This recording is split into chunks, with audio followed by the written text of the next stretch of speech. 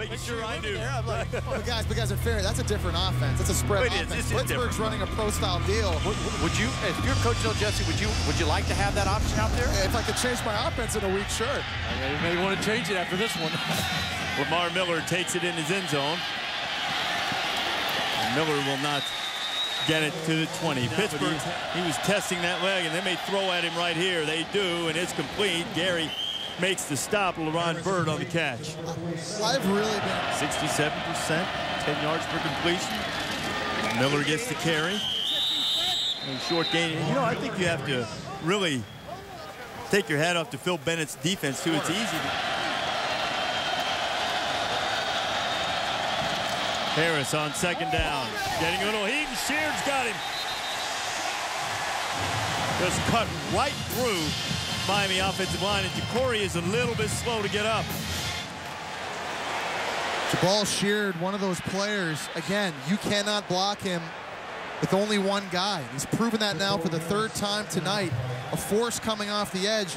Here he is at the bottom of the screen. The running back does not get a piece of him. Again, running right by Joel Figueroa. This is very scary for Miami. Jacory Harris still not up from the ground. He gets slammed down right on the football. Meantime, Alonzo Highsmith, his father was a standout running back for the U in the 80s, comes in, playing it safe, hands it off to Lamar Miller, and Pittsburgh inspired, perhaps sensing a chance, down by 4. He went through 17 of them last year. Bosher.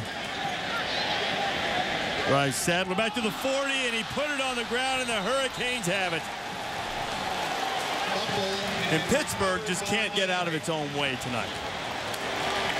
If you want to cover up, perhaps your special teams picks you up, gives you a safety cushion. Well, and for Pittsburgh, just again, the lack of attention to detail in this football game, I'd argue there was a lot of momentum starting to shift right there. This crowd was getting excited. Players on the Pittsburgh bench started jumping up and down.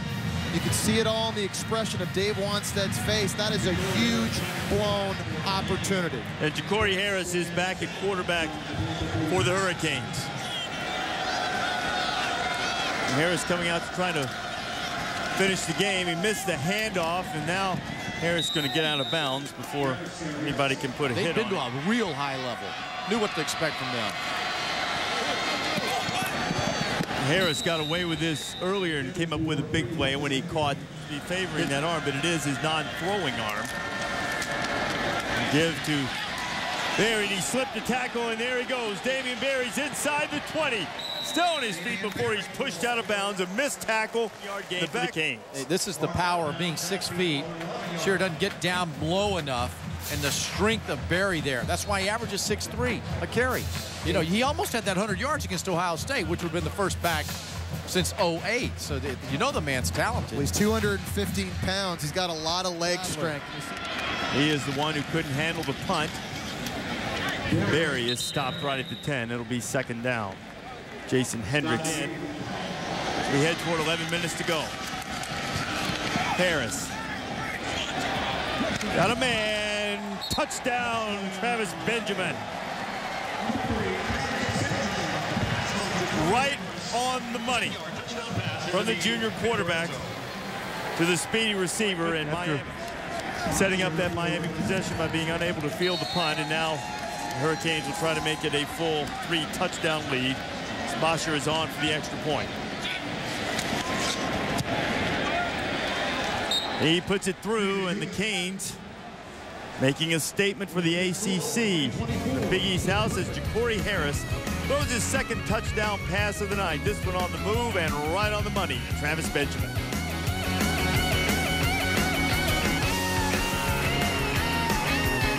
Bottom of the screen, he's going to be running a very slow developing play where he fakes the crossing route, comes back down the end zone with the slow bootleg fake by Jacory Harris. Craig, it all times out well for Miami. And look at the coaching of Mark Whipple. Look backside, there's number 1, then in the middle of field's number 2, number 3. So the progression, it's in front of him. Well on their way to a victory in Pittsburgh tonight.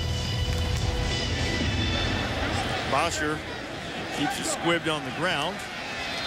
Panthers will get a good return on it. Henry Heisnowski has had a difficult night. Bostic getting the same treatment his first play.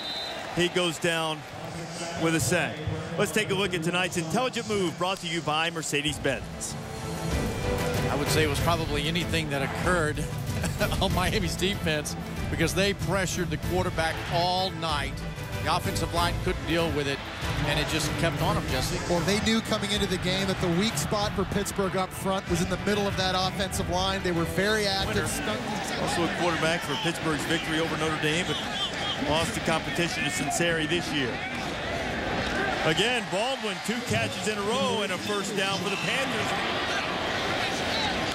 Pittsburgh trying to move quickly. Bostic, 3 straight completions. In the first half. It changes a little bit. Gotten tired from running the backfield, making all those tackles. Yeah. Another completion, this time to Shanahan as he heads toward the sideline. Michael have enough for the first time? I think right now they're at the top for certain in the conference, but each one of those teams in there has the ability to jump up and beat them. Bostic seeing a little more pressure, throwing for Baldwin. John turns around and he bobbles it a little bit. He was juggling it as he went out of bounds. It'll be incomplete. Frank Cignetti, the offensive coordinator, told us that Jonathan Baldwin is the best receiver he's ever coached at tracking footballs, and that's saying something because Cignetti coached 3 seasons in the National Football League. He does a great job finding the football. He gets a foot down in bounds, but he doesn't catch it the first time. And that's why this pass is ruled incomplete. It's a great call.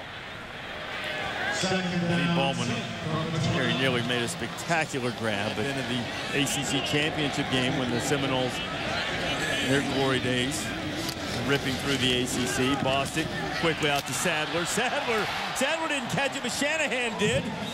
There's a spot in the slot that you were asking about from me a while ago. Ray Graham could play, right? Put him over there and let him run and do something, get him in space. But that's great concentration and another war bonnet on the ground. That's just how you draw it up. It's an alley-oop behind the back, no look, fast break.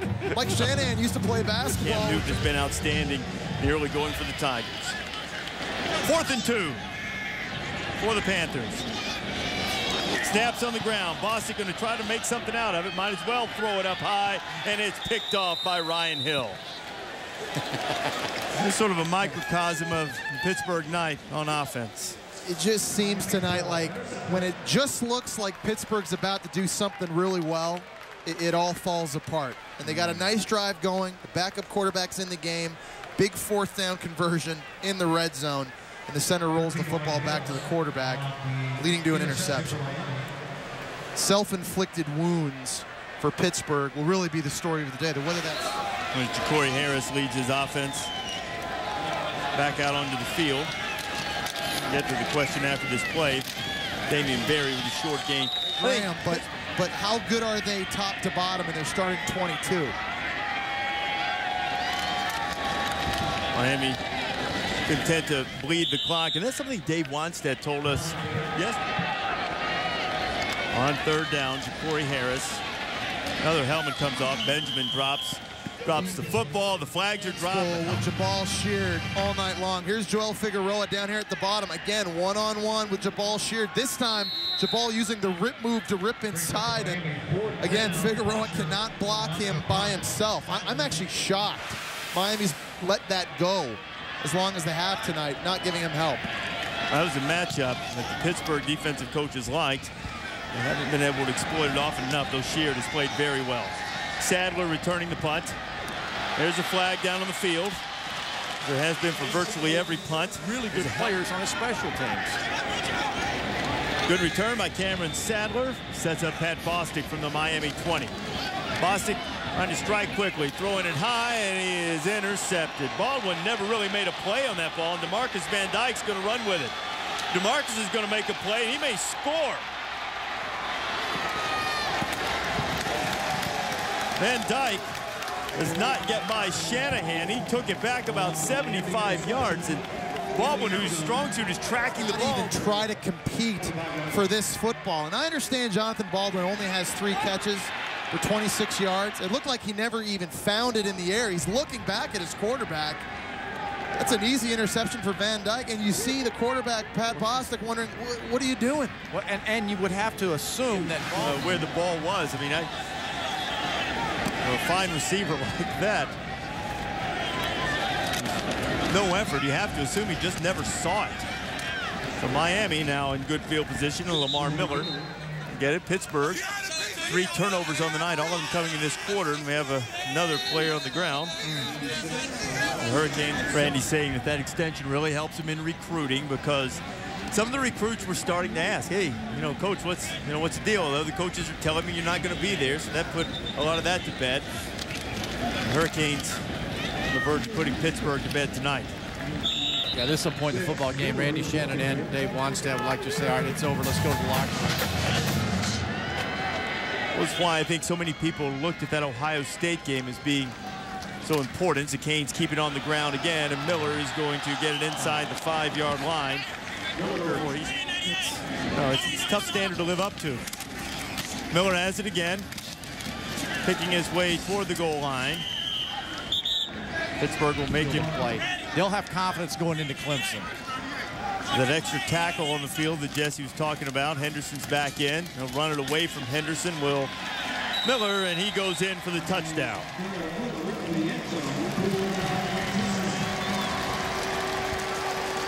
Heinz Field just about. The Canes have turned it into a blowout. Yeah, nice little block here by the fullback, Patrick Hill. Comes out of his bullfrog stance. Leverage underneath. Scores with his man. Extra point is true. And the Panthers, who suffered so many close losses last year. Boise State dominate. I don't think people expect their offense to struggle. I'm curious to watch Boise State on defense. And I want to see Kellen Moore keep pace in the Heisman deal. That's a big deal for him individually. And I know that school wants that for him. Sadler gets it out across the 20-yard line. Well, it's time for tonight's Wrangler player of the game, and it has to be someone from the Hurricane defense. It's the guy we labeled as an impact player right off the bat, Sean Spence of the Canes. What a night he's had. He had 11 tackles against Ohio State, 2 for loss. He's a smart player. He's all over the field, brings the wood every time he swings the axe. Craig, he's the most instinctive player on this Miami defense. Understands where to get lined up. Does not get fooled by play action. You see the numbers. Monster game for him. He's been the focal point, this Hurricane D. He is the Wrangler 5-star player of the game, and well-deserved for the fine linebacker from the Hurricanes. Ray Graham gets into the... It's funny. They've run the football so well behind Cam Newton and Auburn this year. But this will be the fastest defense they've seen in South Carolina. Be a different challenge. Clemson's defense applied some pressure, particularly in the first half. But in the second half, Newton and the Auburn offense found some rhythm. I think they think of Cam Newton and Auburn and blah-blah. Is that the best defense we've seen this year? Pretty good. Yeah, I think so. Yeah, I think too. Good. Although this one tonight has been pretty. Play. They got everything in front of them as a team. Third down, and Wanstead appears content. They're running out, though Ray Graham may get one on the board after all if he can beat the last man in the secondary, and he can't. And there's going to be a flag on the end of that play. On a Thursday night, dominate a Georgia Tech team. And then the next week, the rest of the ways they kind of fell apart, right? So consistency. This is a nice run here by Graham and these guys and all that stuff. But you know what I'm talking about? So down the road now. I know we're excited. I got excited about Miami last year after that game. And they've shown a good ability as Lewis in the middle of that offensive line. Got to find a way to get Deion Lewis started too. Here's Graham. Pittsburgh's going to keep it on the ground. And it doesn't look as if the Panthers would get into the end zone tonight. It would have been window dressing, but the remaining fans here not too pleased with the decision. But Ja'Cory Harris and the Hurricanes are going to walk off with their 7th straight win against the Panthers. Reese, you just mentioned it. For Dave Wanstead right now, you go back to the drawing board, you look for the positives, but you have to get ways. Deion Lewis, Jonathan Baldwin have to become involved in this offense again. Coaching staffs are close. A lot of ties on the two sides as Miami takes care of Pittsburgh 31-3. Sports Center's next. This has been a presentation of ESPN, the world's live leader in sports. For Craig James, Jesse Palmer, Jen Brown, and our entire fine Thursday night ESPN college football crew, I'm Reese Davis saying good night from Pittsburgh. Time for Sports Center.